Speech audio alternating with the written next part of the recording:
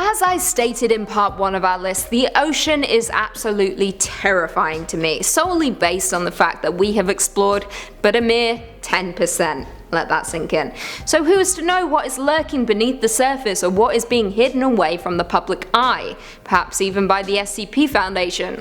So today on Top 5 Scary Videos, I'm going to be counting down our list of the top 5 scariest aquatic SCP monsters you need to read about, part 2. Before we begin though, be sure to stick around until the end of the video where I'll be responding to some of your comments. And if you have yet to check out part 1, do that right after this vid. With that, let's jump in. Coming in at number 5, SCP-3700. 3700 is the designation for a circular area in the North Sea with a diameter of 800 kilometers, encompassing the archipelagos of Faroe. I hope I'm saying that correctly.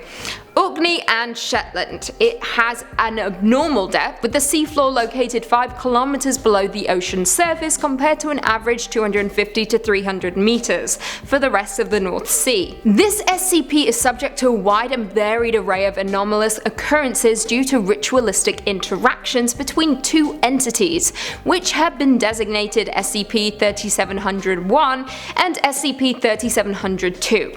Effects of SCP-3700 are entirely dependent on which entity successfully subdues the other during each ritual. All rituals, with the exception of 2 consistent dates, take place at random periods of time. SCP-3701 and 2 always interact on dates corresponding with the spring and fall equinox of the given year. Now, the specific interactions between 1 and 2 consist of prolonged struggle where each entity will attempt to temporarily kill or subdue the other. Interactions on equinox dates are usually short and can occur in random locations, with the victor of the previous interactions quickly dispatching the other entity. Now here's where things get really interesting. Successful defeat of one entity by the other induces a number of different geological and meteorological changes within the 800 kilometer zone. When SCP-3701 subdues 2, storms and harsh weather are immediately dispelled. Reproductive rates of local oceanic and island fauna increased by a factor of 3. Erosion rates increase by a factor of 5. When SCP-3702 subdues 1, meteorological conditions become perilous. Continuous storms ranging in strength from category 1 to 5 hurricanes occur. Travel by sea is near impossible. Ocean food sources are driven from the area due to the extreme condition. Yikes, pretty rough. As of right now, Foundation Naval Task Force Delta 7 is currently assigned to patrol the area. Coming in at number 4, SCP-835. 835 appears to be a large mass of coral-like polyps weighing an unknown amount.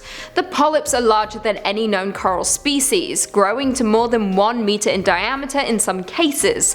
The central mass is roughly oval-shaped with a very large polyp at each end. This SCP is incapable of locomotion and appears to anchor itself with the large tentacles projected from the SCP-835 polyps. Now, these are also used in feeding and are coated with a sticky adhesive substance. The tentacles are also quite strong and have been shown to be capable of damaging plate steel. That's pretty scary. The coral itself is extremely hard, requiring high-powered diamond drills to collect even small samples. 835 also grows at a very accelerated rate, capable of adding 50 pounds of mass every single day.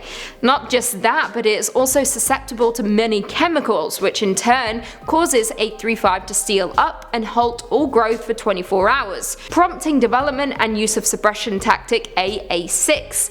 It is also known to emit a large mass of liquidy material several times a day from the large polyps on each end. This appears to be made of semi-digested solids, fecal material, and semen. Absolutely disgusting. As of right now, 835 is to be monitored and checked daily for new growth. In the event 835 becomes hostile, suppression tactic AA6 is to be immediately implemented until aggressive action ceases. The containment area must be maintained in open ocean due to the highly aggressive response of 835 to confinement for any length of time. Coming in at number 3, SCP-3934. 3934 is a species of amphibious reptiles produced via anomalous means by Marshall, Carter and Dark LLP.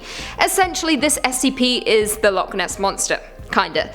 Instances of 3934, classified as Plesiosaurus pygmaeus, grow to only just over half the size of other plesiosaurs, with adult males average 1.9 meters in length and adult females averaging 1.7 meters. These specimens are omnivorous and subsist on a diet of fish and aquatic flora. Now, 3934 were originally created in the early 20th century by MC&D with the intent to sell instances as exotic pets or aquarium denizens. MC&D capitalized on the legend's popularity to sell specimens to numerous wealthy individuals of noble or industrial background in both Europe and the United States.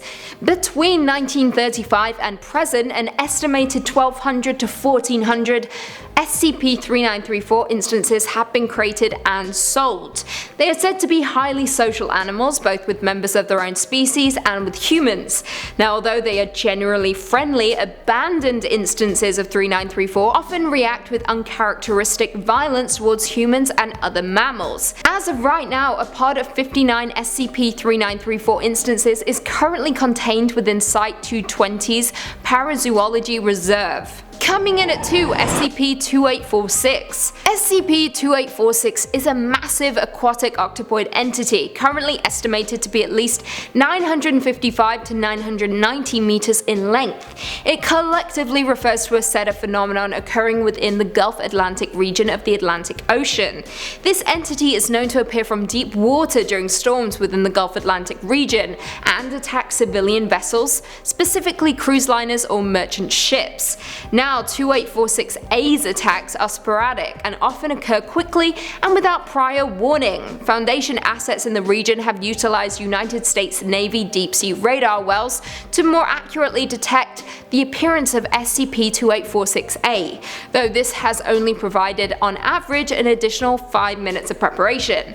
Now, SCP-2846B is a large seafaring vessel that appears during A's appearance events. This vessel, which appears to be Pennsylvania-class super dreadnought battleship, also appears from deep water before surfacing at the location of an SCP-2846A appearance event.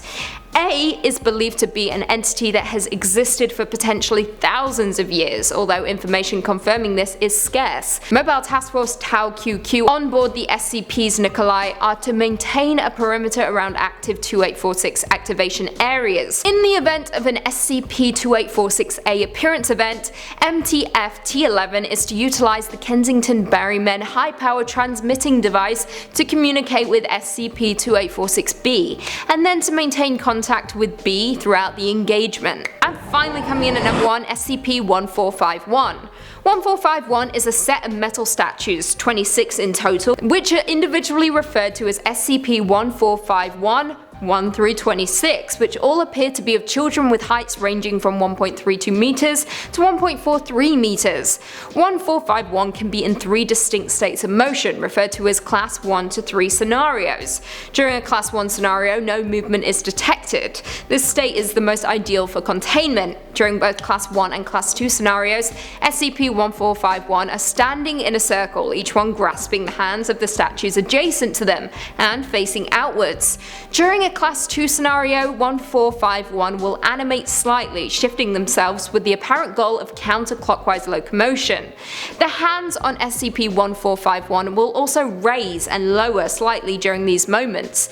Bubbles can also be seen emanating from the mouths as well. Now, this state must be closely monitored as it can very quickly transition into Class 3 scenario. When a solid object with a mass greater than 40 g enters the center of the circle, 1451 will animate and attempt to destroy said object. This is Class 3. 1451 has shown remarkable strength and agility in the past, though the extent of these qualities has not been found. As of right now, 1451 is contained in Area 15 and is surrounded by a sphere of wire mesh to ensure that no large objects can enter the containment, aka humans who could potentially meet their end. Access is denied to all persons attempting to enter regardless of rank. Well, there we have it. Do you guys agree with our list? Were there any aquatic SCP monsters that we missed? Leave us all your thoughts and feelings in the comments down below and perhaps we can do part 3.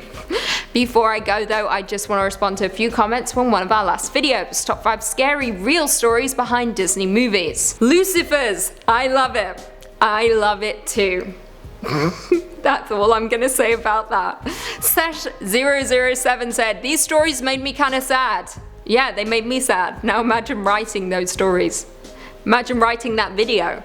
It was rough. Ox the Undead 666 said, cutting your toes off to fit in a shoe. Awesome, I love toes. It's really offensive that you said that. I hate feet, so go away. Wajari Vijaya said, this is my favourite video, as I don't think Disney is neither fun nor cute. Nor do I. Every Disney movie is sad and tragic, and those are the facts. And that's the tea. And on that note, if you haven't already, be sure to give this video a big thumbs up, subscribe, and turn on notifications so you never miss another scary vid. And until next time, see you later.